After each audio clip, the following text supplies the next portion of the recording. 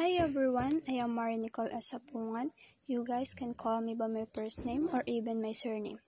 I was born on May 11, 2002. I am from Antipolo, Rizal. I am the youngest in our family. I graduated my senior high at Sumulong College of Arts and Sciences. My favorite color is the color of galaxies, most especially purple. The three words that best describes me are friendly, optimistic, and talkative. I love art so much. I used to practice and to learn how to draw and to paint.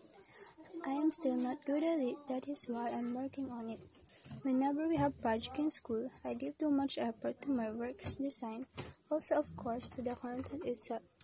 I love to listen music, video songs to be specific. I also write poems and short stories. I like fantasy and mystery genres whenever reading stories and watching movies. I'm also into editing photos and videos. My favorite subjects are English and Filipino. The reason why I choose this course is because I am inspired by my junior high school's English teachers. All of them were a great educator, and later then I have finally decided to choose English as my major. My most memorable experience at my English class was the declamation. It is embarrassing yet an amazing experience. I want to be successful and make my parents proud. Thank you everyone. Again, I am Mari Nicole S. Apungan.